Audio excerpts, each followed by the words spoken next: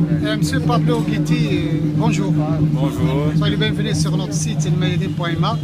Merci, Monsieur Pablo, votre profession, vous êtes chargé d'affaires de l'ambassade du Brésil oui. ici au Maroc. Pouvez-vous nous parler dans quelques mots de ce festival qui déroule ici au POC? Oui, c'est un festival très intéressant avec un rôle important pour emmener les enfants et fêter un peu le sport et la culture. Le Brésil est très honoré d'être ici représenté et de pouvoir appuyer un événement de cette dimension. La politique de la jeunesse, la politique de l'esport, pour nous, est très important. C'est une partie intégrale de notre politique sociale, même au Brésil, une partie intégrale de notre politique extérieure aussi. Et le rôle de l'ambassade ici dans ce festival, quel est son rôle? Nous avons présenté notre appui, nous avons présenté la culture brésilienne parmi un stand ici, on a organisé, et on a un représentant ici pour expliquer un peu notre culture et la relation entre le Brésil et le Maroc. Ici. Vous avez déjà participé dans des événements ici au Maroc, à part ce festival ici?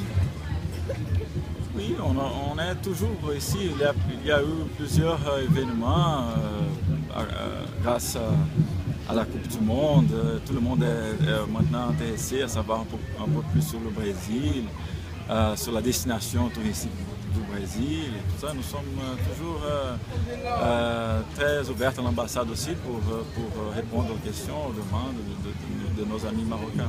On parle un peu du football brésilien. Donc la chance de l'équipe du Brésil dans la Coupe du Monde 2014. Oui, le Brésil est toujours, dans toutes les coupes, le Brésil est un peu un des favoris pour gagner des coupes. On a une tradition dans le foot.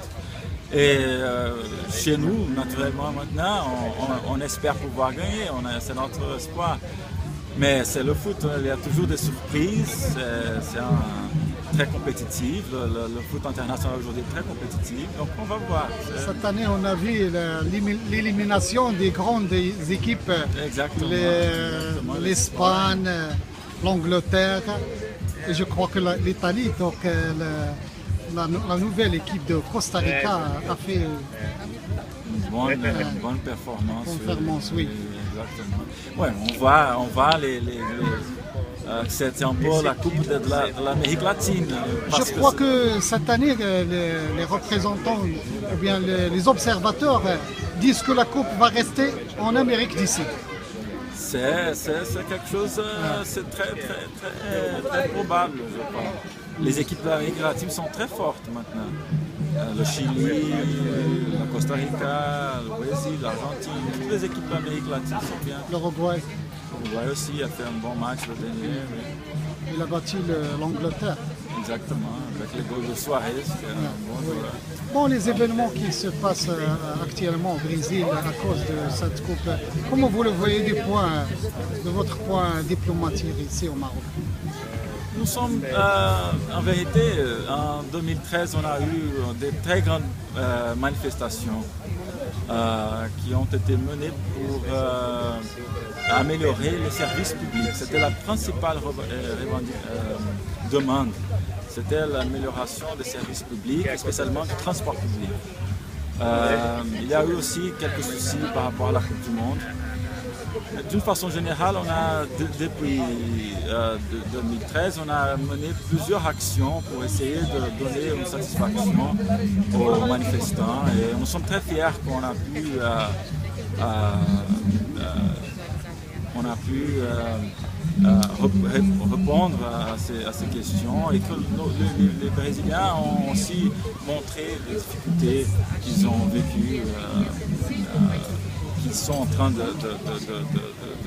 subir dans quelques endroits.